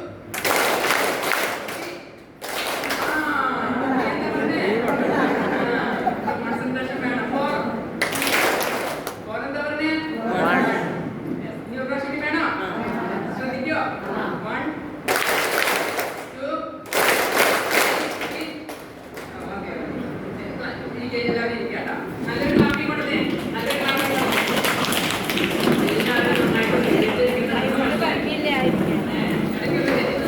നമ്മുടെ സൊല്യൂഷൻസ് ആണെന്ന് നിങ്ങൾ നോട്ട് ചെയ്യുക കേട്ടോ. നോട്ട് ചെയ്യുക. ഞാൻ ഈ ഓൾട്ടർനേറ്റീവ് മെഡിസിനിലെ ഒരു ഡോക്ടറാണെന്ന് പറഞ്ഞല്ലോ. എന്താണ് ഓൾട്ടർനേറ്റീവ് മെഡിസിൻ എന്ന് വെച്ചാൽ നമ്മൾ മരുന്നില്ലാതെ ചികിത്സിക്കാൻ പറ്റുന്ന മേഖലകളാണ്. മരുന്നില്ലാതെ ചികിത്സിക്കാൻ പറ്റുന്ന മേഖല അതിലൊന്നാണ് യോഗ, കൗൺസിലിംഗ്, അതുപോലെ അക്വാപ്രഷർ, അങ്ങനെയൊക്കെയുള്ള ചില മേഖലകളാണ്. ഓക്കെ, ഫസ്റ്റ് പോയിന്റ് നമുക്കറിയാം, prevention is better than cure അല്ലേ? ആരോഗ്യം വന്ന് ചികിത്സിക്കുന്നതിനേക്കാൾ നല്ലത് വരാതെ നോക്കുക. Health is wealth, peace of mind is happiness, അതൊക്കെ നമുക്കറിയാം. യെസ്, ഫസ്റ്റ് പോയിന്റ് എന്ന് പറയുന്നത് നേരത്തെ കിടക്കുക, നേരത്തെ എഴുന്നേൽക്കുക. നിങ്ങൾ തന്നെ അതിന് സമയം കണ്ടെത്തണം വീട്ടിലെ കാര്യങ്ങൾ. നേരത്തെ കിടക്കുക, നേരത്തെ എഴുന്നേൽക്കുക. രാത്രി ഒരു 10-10:30 കിടക്കാൻ ശ്രമിക്കുക. രാവിലെ ഒരു 5-5:30 എഴുന്നേൽക്കുക. കാരണം ഇത്രയും സമയം നമ്മൾ കിടന്നാലാണ് നമ്മുടെ ശരീരത്തിന്റെ റിപ്പയറിംഗ് വർക്കുകളൊക്കെ നടക്കുകയുള്ളൂ. നമ്മുടെ ശരീരം റിപ്പയറിംഗ് നടക്കുന്ന സമയമാണ്. അതിനാൽ നമ്മൾ ആ സമയം പാലിക്കുക. 2, വെള്ളം ധാരാളം കുടിക്കുക. വെള്ളം ധാരാളം കുടിക്കുക എന്ന് പറഞ്ഞാൽ നമ്മുടെ വെയിറ്റിനനുസരിച്ചുള്ള വെള്ളം മിനിമം നമ്മൾ കുടിക്കണം. ഒരു 25 kg തൂക്കമുള്ള ആൾക്ക് 1 ലിറ്റർ എന്ന കണക്കിന് 75 kg ഉള്ള ആൾക്ക് 3 ലിറ്റർ വെള്ളം മിനിമം കുടിക്കണം. അതാണ് അതിൻ്റെ ഒരു പ്രപ്പോർഷൻ. അടുത്തത്, നേരത്തെ ഫുഡ് കഴിക്കുക. നേരത്തെ ഫുഡ് കഴിക്കുക. ഓർഗാനിക് ഫുഡ് കഴിക്കാൻ ശ്രമിക്കുക. ചെറിയൊരു വെജിറ്റബിൾ തോട്ടം നിങ്ങൾ വീടുകളിൽ തന്നെ ഉണ്ടാക്കാനായിട്ട് ശ്രമിക്കുക. രാത്രിയിലത്തെ ഭക്ഷണം 7 മണിക്ക് കഴിച്ചിരിക്കണം. രാത്രിയിലെ ഭക്ഷണം എത്ര മണിക്കാ? 7. അതെന്തിനാണ് പറയുന്നത് വെച്ചാൽ നമ്മൾ ഉറങ്ങാൻ പോകുന്നതിന് 3 മണിക്കൂർ മുമ്പെങ്കിലും നമ്മൾ ഭക്ഷണിച്ചിരിക്കണം. ഏകദേശം ദഹനമായിട്ട് വേണം കിടക്കാനായിട്ട്. പലരും പറയുന്നത് ഉറക്കം കിട്ടുന്നില്ല. ഒരുപാട് വലിച്ചു വാരി തിന്ന് ഉറങ്ങാൻ പോയി കഴിഞ്ഞാൽ എങ്ങനെയാണ്? അസ്വസ്ഥതയായിരിക്കും. അപ്പോൾ അത് മാത്രമല്ല, സൂര്യൻ അസ്തമിച്ച് കഴിഞ്ഞാൽ ആ ഊർജം പ്രപഞ്ചത്തിലുണ്ടാവും. നമ്മുടെ ദഹനം പെട്ടെന്ന് നടക്കും. അതുകൊണ്ട് 7 മണിക്ക് മുമ്പ് നിങ്ങൾ ആഹാരം കഴിക്കുകയാണെങ്കിൽ പകുതി രോഗവും കുറഞ്ഞു കിട്ടും. നിങ്ങളതൊന്ന് ശീലിച്ച് നോക്കുക. ഇന്റർമീഡിയന്റ് ഫാസ്റ്റിംഗ് കേട്ടിട്ടില്ലേ? ചിലരെങ്കിലും കേട്ട് കാണും. അത് നമ്മൾ രാത്രിയിലെ ഭക്ഷണവും രാവിലത്തെ ഭക്ഷണവും തമ്മിൽ ഗ്യാപ്പാണ് പറയുന്നത്. 12 മണിക്കൂർ ഗ്യാപ്പ് മിനിമം. അത് 14 ആക്കാം, അത് എക്സ്പീരിയൻസ് ആയി കഴിഞ്ഞാൽ 16ആക്കാം. അപ്പോഴേക്കും എന്താ സംഭവിക്കുന്നത്? ആ ഒന്നും കഴിക്കാതിരിക്കുന്ന സമയത്ത് നമ്മുടെ ഭക്ഷണത്തിൽ ഉണ്ടായിരുന്ന ആ കലോറി എടുത്ത് ഉപയോഗിച്ചു കൊടുക്കും. അപ്പൊ കുറെ കലോറി പോയി കിട്ടും നമ്മുടെ ശരീരത്തിൽ. കൊഴുപ്പും ദുർമേധസ്സൊക്കെ ഇങ്ങനെ കയറിയിരിക്കുക എല്ലാവർക്കും വയറൊരു പ്രശ്നമല്ലേ, പറയാറില്ലേ? എല്ലാവർക്കും വയറ് കൂടുതലാണ്. നമ്മുടെ ഭക്ഷണത്തിന്റെ കൊഴുപ്പ്, അമിത കൊഴുപ്പാണ് വന്നുകൊണ്ടിരിക്കുന്നത്. ഓക്കെ, അപ്പൊ നമ്മൾ നേരത്തെ ഭക്ഷണം കഴിക്കുക. 7 മണിക്കൂറെങ്കിലും ഉറങ്ങാൻ ശ്രമിക്കുക. 7 മണിക്കൂറെങ്കിലും ഉറങ്ങാൻ ശ്രമിക്കുക. രാവിലെ എഴുന്നേറ്റ് നടക്കുക, കുറച്ച് നേരം മുറ്റത്തേക്കൂടെയൊക്കെ സൂര്യപ്രകാശം ഏറ്റുകൊള്ളുക. വൈറ്റമിൻ ഡി വളരെ നല്ലതാണ്. അതുകൂടാതെ അടുത്ത പോയിന്റ് എന്ന് പറയുന്നത് ആനുവൽ മെഡിക്കൽ ചെക്കപ്പ് ചെയ്യുക. വർഷത്തിൽ ഒരിക്കലെങ്കിലും. ഇപ്പോൾ ഡോക്ടറൊക്കെ പറഞ്ഞല്ലോ പല പാക്കേജുകളുണ്ട്. അപ്പൊ അതൊക്കെ നമ്മൾ എവിടെയെങ്കിലും ഉണ്ടെങ്കിൽ അതൊന്ന് അറ്റൻഡ് ചെയ്യുക. സ്ട്രെസ് ആൻഡ് ടെൻഷൻ കുറയ്ക്കുക. എങ്ങനെയാ കുറയ്ക്കാൻ പറ്റണേ? നമ്മൾ കാര്യങ്ങൾ കുറയ്ക്കുക മാനേജ് ചെയ്താൽ, കുടുംബാംഗങ്ങൾ നമ്മൾ സംസാരിച്ച് പ്ലാനിംഗ് ഒക്കെ ഉണ്ടാക്കിയാൽ നമുക്ക് കുറെ കുറയ്ക്കാനായിട്ട് പറ്റും. മനസ്സിൽ കിടന്ന് ഭയങ്കര പിരിമുറുക്കം വന്ന് കൊട്ടാറായിരിക്കുന്ന അവസ്ഥയിൽ നമ്മുടെ ഹോർമോണുകളൊക്കെ ഡിസോർഡർ ആയിട്ട് വർക്ക് ചെയ്യും. നമുക്ക് ദേഷ്യം വരും, അരിശം വരും, എല്ലാവരെയും കുറ്റം പറയും. അപ്പോൾ ടെൻഷൻ വന്നു കഴിഞ്ഞാൽ ഹൈപ്പറായി പോകും. ഇവിടെയൊക്കെ യോഗം വളരെ പ്രധാനപ്പെട്ടതാണ്. യോഗയും മെഡിറ്റേഷനൊക്കെ വളരെ പ്രധാനപ്പെട്ടതാണ്. അടുത്തത് സെൽഫ് കൺട്രോൾ നമുക്ക് വേണം. എന്ത് കാര്യത്തിനും ഒരു നിയന്ത്രണം വേണം. ഇന്ന് കുട്ടികളൊക്കെ നമുക്ക് പേപ്പറൊക്കെ എടുത്ത് നോക്കിക്കഴിഞ്ഞാൽ അറിയാൻ പറ്റും. വാർത്താവിനിമയങ്ങൾ എന്തോരം കൊലപാതകങ്ങളും ആത്മഹത്യകളും പീഡന കേസുകളൊക്കെ നടക്കുന്നത്. ഇതിന്റെ എല്ലാം പ്രധാന കാരണം സെൽഫ് കൺട്രോൾ ഇല്ലാത്തതാണ്, ആത്മനിയന്ത്രണം ഇല്ലാത്തതാണ്. ആ ആത്മനിയന്ത്രണം കിട്ടുകയാണെങ്കിൽ ഒരു പരിധിവരെ നമുക്ക് ഇതൊക്കെ ഒഴിവാക്കാനായിട്ട് സാധിക്കും. അത് ഭക്ഷണവും നമ്മുടെ സ്വഭാവമായിട്ടാണ് ബന്ധമുണ്ട്.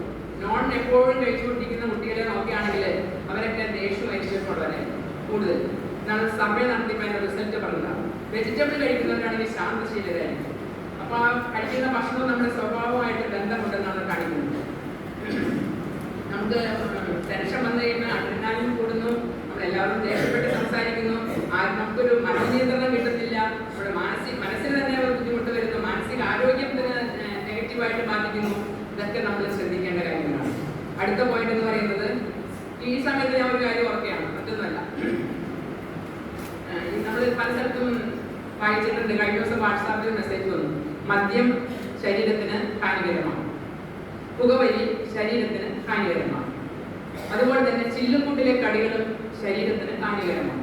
ഈ 5 രൂപ 6 രൂപയ്ക്കൊക്കെ ചില്ലുകൂട്ടിലെ പല കടികളും വറുത്തതും പൊരിച്ചു കഴിഞ്ഞ് മേടിക്കാൻ കിട്ടും. എണ്ണയിൽ വറുത്തത്, ഓയിലൊക്കെ, എന്ത് ഓയിലാണെന്നോ കൈ ഓയിൽ എന്ത് ഓയിലാണെന്നൊന്നും നമുക്കറിയില്ല. അതെല്ലാം എന്തോരം പേരെ മേടിച്ച് കഴിച്ചുകൊണ്ടിരിക്കുന്നു.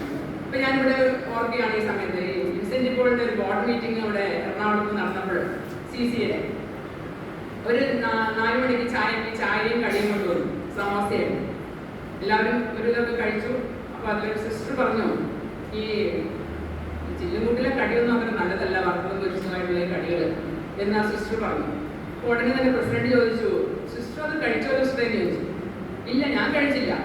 അതാണ് ഡെഡിക്കേഷൻ എന്ന് പറയുന്നത്, അതാണ് സെൽഫ് കൺട്രോൾ എന്ന് പറയുന്നത്, അതാണ് മനോനിയന്ത്രണം എന്ന് പറയുന്നത്. നമ്മൾ മനസ്സിന് നല്ല കാര്യങ്ങൾ എന്തെങ്കിലും തീരുമാനമെടുത്തു കഴിഞ്ഞാൽ അത് ഉടനെ പ്രാവർത്തികമാക്കും. നമ്മളിപ്പോൾ കൊയമ്പുകാലമാണ്, കൊയമ്പൊക്കെ എടുക്കുന്നു, നമ്മൾ കഴിക്കാതിരിക്കുന്നു, ഇറച്ചി മീൻ കൊണ്ടൊക്കെ ചിലർ കഴിക്കാതിരിക്കുന്നു. അത് എന്തുകൊണ്ടാണ്? അത് മനസ്സിന് കൺട്രോളിംഗ് പവർ ഉണ്ട്. അങ്ങനെ നമ്മൾ അത് അങ്ങനെയുള്ള കൺട്രോളിംഗ് നമുക്ക് ഉണ്ടായിരിക്കണം.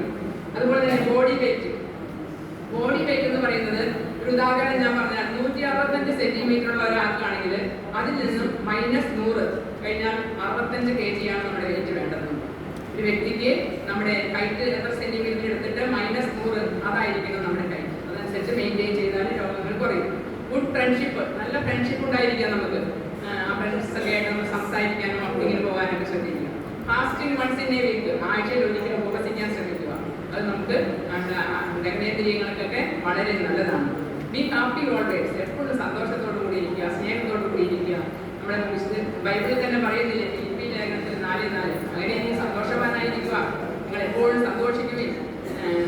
ഞാൻ വീണ്ടും പറയുന്നത് നിങ്ങളോട് സന്തോഷിക്കുവിൻ. അതുപോലെ തെസ്സലോനിക്കക്കാർക്ക് എഴുതിയ ലേഖനത്തിൽ പറയുന്നു, എപ്പോഴും സന്തോഷിക്കുവിൻ, ഇടപെടാതെ പ്രാർത്ഥിക്കുവിൻ, എല്ലാ കാര്യത്തിലും ദൈവത്തിന് നന്ദി പ്രകാശിപ്പിക്കും. അപ്പൊ ഇതെല്ലാം ദൈവം പറയുന്നുണ്ട്. മനുഷ്യന് മാത്രം ദൈവം തന്ന ബ്ലെസ്സിംഗ് ആണ് ഈ സന്തോഷം. മനുഷ്യന് മാത്രമുള്ളൂ. ഏത് ജീവിതാലയങ്ങളെ നിങ്ങൾ എടുത്തു നോക്കിയാലും സന്തോഷിക്കുന്നതായിട്ട് കാണാൻ പറ്റുന്നില്ല. നമ്മുടെ വീട്ടിൽ പട്ടിയുണ്ട്, പൂച്ചയുണ്ട്, പശുവുണ്ട്, മുയലുണ്ട്, അതൊക്കെ ശരിക്കും കാണാറുണ്ടോ? ഇല്ല. മനുഷ്യന് മാത്രം ദൈവം തന്നതാണ് ഈ ബ്ലെസ്സിംഗ്. മകനെ നീ സന്തോഷവാനായിരിക്കുക, പക്ഷേ നമ്മളതൊക്കെ കളഞ്ഞു കുടിക്കുക. ഓക്കെ, അതുപോലെ തന്നെ ആക്സെപ്റ്റ് ആൻഡ് കെയർ ഫാമിലി. നമ്മുടെ വീട്ടിലുള്ളവരെ, ഭർത്താവിനെ കേൾക്കണം, ഭാര്യയെ കേൾക്കണം, മക്കളെ കേൾക്കണം, പരസ്പരം അങ്ങോട്ടും ഇങ്ങോട്ടും വൈകിട്ട് വന്നു കഴിഞ്ഞാൽ സംസാരിക്കണം. അതുപോലെ ഒരുമിച്ച് ഭക്ഷിക്കുക, ഒരുമിച്ച് പ്രാർത്ഥിക്കുക, ഒരുമിച്ച് സംസാരിക്കുക. ഒരു ദിവസത്തിൽ ഒരു നേരമെങ്കിലും, രാത്രിയാണ് നല്ലത്. എല്ലാവരും വന്നു കഴിയുമ്പോൾ ആ ഒരു സ്റ്റൈൽ വന്നു കഴിയുമ്പോൾ തന്നെ ഒരുപാട് പ്രശ്നങ്ങൾ നമ്മുടെ മാറും. ഇനി എന്തെങ്കിലുമൊക്കെ ഒരു തെറ്റ് നമ്മൾ ചെയ്തു കഴിഞ്ഞാൽ നമ്മൾ സോറി പറയുക നമ്മുടെ കുടുംബാംഗങ്ങളോട്. അല്ലെങ്കിൽ ദേഷ്യപ്പെട്ടിരിക്കുന്ന ഭർത്താവിനോട് നമ്മൾ എന്തെങ്കിലും ചോദിക്കാൻ കഴിയുമ്പോൾ പ്ലീസ് എന്ന് പറഞ്ഞ് ചോദിക്കുമ്പോൾ ആ പ്ലീസിന്റെ നീട്ടം കേൾക്കുമ്പോൾ അത് ചിലപ്പോൾ ആ കാര്യം സാധിച്ചു തരാനായിട്ട് സാധിക്കും. അതുപോലെ തന്നെ ത്യാഗി പറയുക, എന്തെങ്കിലും നല്ല കാര്യം കിട്ടി കഴിയുമ്പോൾ ത്യാഗി. ഇതൊക്കെ നമ്മുടെ മനസ്സിന് നല്ല ഹോർമോൺ ഉണ്ടാക്കുന്നതാണ്, ഹാപ്പി ഹോർമോൺ ഉണ്ടാക്കുന്നതാണ് ഇങ്ങനെയൊക്കെ ചെയ്തു കഴിഞ്ഞാൽ. അല്ലെങ്കിൽ എന്ത് സംഭവിക്കും? ആരോടും മിണ്ടാതെ വഴക്കടിച്ച് ഞാനോ നീയോ വലുത്, ഞാൻ വിട്ടൂല്ലാതെ അവർ മിണ്ടട്ടെ, ഒത്തിരി പ്രശ്നങ്ങളൊക്കെ പോയി കഴിയുമ്പോൾ നമുക്ക് രോഗങ്ങൾ പെട്ടെന്ന് വന്നു പോകുന്നു. അപ്പോൾ നമ്മുടെ അടുത്തത് പ്രയർ, ഏറ്റവും പ്രധാനപ്പെട്ടത് ദൈവത്തിൽ ആശ്രയിക്കുക. ദൈവത്തിൽ ആശ്രയിക്കുക, സന്തോഷത്തോടുകൂടെ ദൈവത്തോട് പ്രാർത്ഥിച്ച്.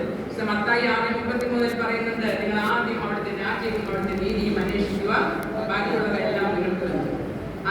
മത്തായിയുടെ സുവിശേഷത്തിൽ പറയുന്നത്, ആകാശത്തിലെ പക്ഷികളെ നോക്കുക, അവ വിതയ്ക്കുന്നില്ല, കൊയ്യുന്നില്ല, കളപ്പുരകളിൽ ശേഖരിക്കുന്നില്ല, അവ എത്ര മനോഹരമായി ദൈവം തീറ്റിക്കൊള്ളുന്നു, അതിനേക്കാൾ വിലപ്പെട്ടവരല്ലേ നിങ്ങളെന്ന് ഈശോ നമ്മളോട് ചോദിക്കുന്നു. അപ്പോൾ നമ്മുടെ ഉള്ളിൽ തീവ്രമായ ആഗ്രഹം വേണം എന്ത് കാര്യം നേടാൻ. ഇതിങ്ങനെ പറഞ്ഞിട്ട് മാത്രം കാര്യമില്ല, പോയിന്റുകൾ എടുത്തു കൊടുത്തിട്ടും കാര്യമില്ല. തീരുമാനങ്ങൾ എടുക്കണം, ആ തീരുമാനം നടപ്പിലാക്കണം. നേരത്തെ സിസ്റ്റർ അവിടെ പറഞ്ഞപ്പോൾ കഴിച്ചില്ല എന്ന് പറഞ്ഞപ്പോൾ എന്താ സിസ്റ്റർ അവിടെ ഉണ്ടായത്? പിന്നെ അയക്കുമ്പോൾ അവിടെ പലഹാരം മാറ്റി, ഇപ്പൊ കോഴിക്കട്ടയാന്ന് പറഞ്ഞത്. ഞാൻ ഹസ്ബൻഡിനോട് ചോദിച്ചപ്പോൾ കോഴിക്കട്ട ആക്കിയത് സമോസ മാറ്റിയിട്ട്. അപ്പൊ അങ്ങനെ ഒരു വിൽ പവർ, ഒരു കൺട്രോളിംഗ് പവർ, മാനസിക ആരോഗ്യം. ഭക്ഷണം ആരോഗ്യത്തിന് കൊടുക്കുന്ന പോലെ തന്നെ മനസ്സിനും ആരോഗ്യം കൊടുക്കണം. നല്ല പാട്ട് കേൾക്കുക, ടി വി കാണുക, വിനോദങ്ങളിൽ ഏർപ്പെടുക, ഔട്ടിംഗ് ഒക്കെ പോകുക, ഇതെല്ലാം നമ്മൾ ശ്രദ്ധിക്കേണ്ടതാണ്. ഇനി ഇത്ര ഞാൻ പറഞ്ഞിട്ട് നിങ്ങൾക്ക് ഒരു കാര്യം 2-3 യോഗയുടെ ടിപ്സ് പറയട്ടെ. കാരണം യോഗ പഠിക്കുന്നതിൽ ഒരുപാട് നേരം വേണം. നിങ്ങൾക്ക് പലർക്കും അറിയാൻ സാധിക്കും, യോഗയിൽ ഏത് എക്സർസൈസിനേക്കാളും ഏറ്റവും വിലപ്പെട്ടത് യോഗയാണ്. എൻ്റെ അനുഭവത്തിൽ ഞാൻ 25 വർഷമായി യോഗ പഠിപ്പിക്കുന്നു. ഇതിലെന്താന്ന് വെച്ച് കഴിഞ്ഞാൽ ഓരോ ആസനങ്ങളും നമ്മൾ ചെയ്യുമ്പോൾ ഡീപ് ബ്രീത്തിങ് കൂടെ ചെയ്യുന്നത്. ഡീപ് ബ്രീത്തിങ് കൂടെ ദീർഘമായിട്ട് ശ്വാസം എടുത്ത് ദീർഘമായിട്ട് വിടുന്നു. ഒരുപാടൊന്നും പഠിപ്പിക്കാൻ പറ്റില്ല. ഞാൻ വെറുതെ ഒരു ഡീപ് ബ്രീത്തിങ് ചെയ്യാൻ നിങ്ങളവിടെ ഇരുന്നിട്ട് നിങ്ങളുടെ കൈ എടുത്തിട്ട് ശ്വാസം എടുത്തുകൊണ്ട് കൈകളിലേക്ക് ഉയർത്തുക. ദീർഘമായി ശ്വാസം എടുത്ത് കൈ ഉയർത്തുക, ദീർഘമായി ശ്വാസം എടുത്ത് ഉയർത്തുക, ദീർഘമായി ശ്വാസം വിട്ടുകൊണ്ട് കൈകൾ താഴെ 3 പ്രാവശ്യം ചെയ്യുക. 3 പ്രാവശ്യം. Exhale. Inhale. Exhale. ഈ ശ്വാസത്തിന്റെ നമ്മളെന്തെങ്കിലും കാര്യം ഓർത്ത് വിഷമിച്ചിട്ട് ഇരുന്ന് കഴിഞ്ഞാൽ കുറെ നേരം കഴിയുമ്പോൾ ദീർഘശ്വാസം വിടും നമ്മളല്ലേ. ആ ദീർഘശ്വാസം വിടുമ്പോൾ നമുക്ക് ചെറിയൊരു ആശ്വാസം കിട്ടുമല്ലേ. ഈ ഓരോ ഡീപ് ബ്രീത്തിങ്ങും നമ്മൾ ചെയ്യുമ്പോൾ എന്തോരം ഓക്സിജനാണ് നമ്മുടെ ബോഡിയിലോട്ട് പോണേ. ആ ബ്ലഡിലൊക്കെ ഈ ഓക്സിജൻ വന്നു കഴിഞ്ഞാൽ ബ്ലഡിനെ പ്യൂരിഫൈ ചെയ്യാല്ലേ, നല്ല ബ്ലഡ് സർക്കുലേഷൻ നടക്കുകയല്ലേ, ബ്ലഡ് പമ്പിങ് നടക്കുകയല്ലേ, അവയവങ്ങളൊക്കെ നന്നായിട്ട് ആക്ടിവേറ്റ് ചെയ്യും. അതാണ് യോഗയുടെ തിയറി എന്ന് പറയുന്നത്. ഈ ഇപ്പൊ എടുത്ത ഡീപ് ബ്രീത്തിങ് നിങ്ങൾ വീട്ടിൽ ചെന്ന് കഴിഞ്ഞാൽ എല്ലാ ദിവസവും രാവിലെ 10 പ്രാവശ്യം എടുക്കും, വൈകുന്നേരം 10 പ്രാവശ്യം എടുക്കും. വളരെ ഓരോ ദിവസം ചെയ്യുന്നത് നിങ്ങളുടെ ശ്വാസത്തിന്റെ ലെങ്ത് കൂടി വരും. ഓക്കെ, അതൊന്ന്. മറ്റൊരു പ്രാണായാമം പറഞ്ഞു തരാം. അത് നമുക്ക് ടെൻഷനൊക്കെ ഇല്ലാതിരിക്കാൻ നല്ലതാണ്, പലർക്കും അറിയാൻ പറ്റും. അനുലോം വിലോം പ്രാണായാമം. ലെഫ്റ്റ് ഹാൻഡ് ചിന്മുദ്രയിൽ വെക്കുക, കാൽമുട്ടിൽ വെക്കുക, കാൽമുട്ടിൽ വെക്കുക. റൈറ്റ് ഹാൻഡ് 2-3 ഫിംഗേഴ്സ് മടക്കുക, 2-3 ഫിംഗേഴ്സ് മടക്കുക. അതിനുശേഷം വലതുവശം അടയ്ക്കുക, വലതുവശം അടയ്ക്കുക. ലെഫ്റ്റിൽ കൂടെ ഡീപ്പായിട്ട് ഇൻഹേൽ ചെയ്യുക. മോതിര വിരൽ കൊണ്ട് ലെഫ്റ്റ് അടയ്ക്കുക, റൈറ്റിൽ കൂടെ എക്സൈൽ ചെയ്യുക, എക്സൈൽ ചെയ്തതിലൂടെ ഇൻഹേൽ ചെയ്യുക, അടയ്ക്കുക. കൊണ്ട് ഓപ്പോസിറ്റിൽ കൂടെ ഓൾട്ടർനേറ്റീവ് നോട്ട്സിൽ കൂടെയാണ്. മനസ്സിലായ ഏകദേശം? ഇങ്ങനെയൊന്നും പിടിക്കാൻ പറ്റിയ ഒന്നും ചെയ്യേണ്ടതല്ല. നിങ്ങൾ വെറുതെ കടയ്ക്കുക, അടുത്തിട്ട് ലെഫ്റ്റിൽ കൂടെ എടുക്കുക, നന്നായിട്ട് വലിച്ച് അടച്ച് ഓപ്പോസിറ്റിൽ കൂടെ വിടുക. ചിലപ്പോൾ ഓപ്പോസിറ്റിൽ കൂടെ വിടണം, ഇതിൽ കൂടെ എടുക്കണം. അതാണ് മാത്രമേ ശ്രദ്ധിക്കുക. കണ്ണടയ്ക്കണം, ശ്വാസത്തിൽ ശ്രദ്ധിക്കണം, കൂടുതൽ ഓപ്ഷൻ എടുക്കണം. ഒരുപാട് ലഭിക്കും, മെമ്മറി പവർ കൂടും, കോൺസെൻട്രേഷൻ കൂടും. പിന്നെ അടുത്തത് ഒരു മെഡിറ്റേഷൻ കൂടി പറഞ്ഞുതരാം. ചെറിയ മെഡിറ്റേഷനാണ്, എല്ലാവരും എന്നെ നോക്കിക്കൊണ്ടിരിക്കുകയാണ്. ഓക്കെ, മെഡിറ്റേഷൻ എന്ന് പറയുന്നത് നമ്മൾ എന്തെങ്കിലും ഒരു കാര്യത്തിൽ ശ്രദ്ധിച്ചിരിക്കുക. ഇന്ന് ഈ കാണുന്ന സ്ട്രെസ്സിനും ടെൻഷനും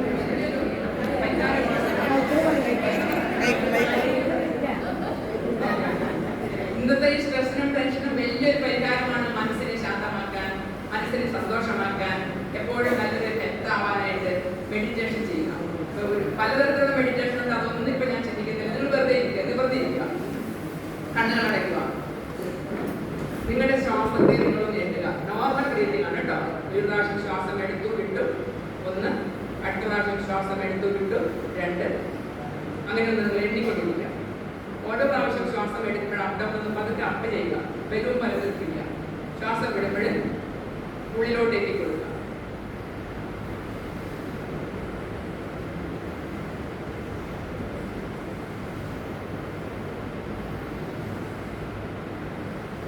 കണ്ണ് തുറക്കുക, കണ്ണ് തുറക്കുക. അതിനുശേഷം കൈയൊക്കെ ഒന്ന് ചുറ്റി നന്നായിട്ട് ചൂടാക്കിയിട്ട് മോശം കണ്ണിനൊക്കെ കൊടുക്കുക. ഇതിപ്പോ സമയമില്ലാത്തതിന്റെ പേരിൽ എത്ര ആയി? ഇത് കണ്ടൊരു 15, 20, 25, 30 നിങ്ങൾ കണ്ടിന്യൂസ് ആയിട്ട് ചെയ്യും. ഈ മെഡിറ്റേഷൻ ചെയ്തിട്ട് അങ്ങനെ ചെയ്യണമെന്നില്ല.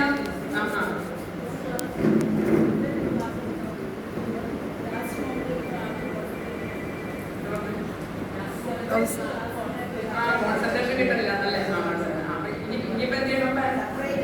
സെപ്പറേറ്റ് ഇല്ല. അത് സംഘാടകരോട് പറയാം കേട്ടോ, സംഘടനയോട് പറയാം. അങ്ങനെ വേണം, നിങ്ങൾക്ക് വേണം ക്ലാസ്.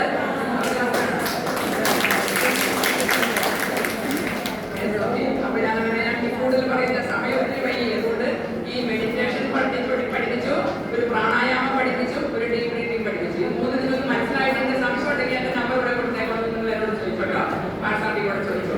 അപ്പൊ ഞാൻ അവസാനിപ്പിക്കാൻ ഇനിയുണ്ട് കുറച്ച് കാര്യങ്ങൾ. പക്ഷെ ഇവിടെ നിങ്ങൾ എല്ലാവരും എഴുന്നേറ്റ് ചെറിയൊരു ചെയ്യാം.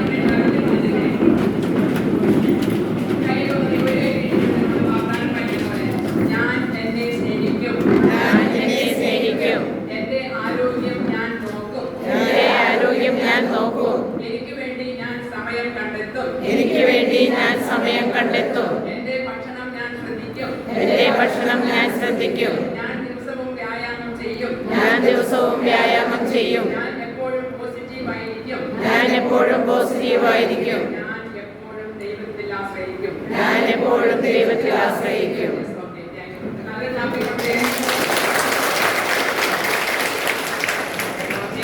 എന്നെ ശ്രമിച്ചാൽ നിങ്ങൾക്ക് എല്ലാവർക്കും ഞാൻ ആത്മാർത്ഥമായിട്ട് നന്ദി പറയുന്നു. അതോടൊപ്പം തന്നെ എന്റെ സംഘാടകർക്ക് തന്നെ ക്ഷണിച്ച സംഘാടകർക്ക് പ്രത്യേകിച്ച് നിമാ സിസ്റ്റർ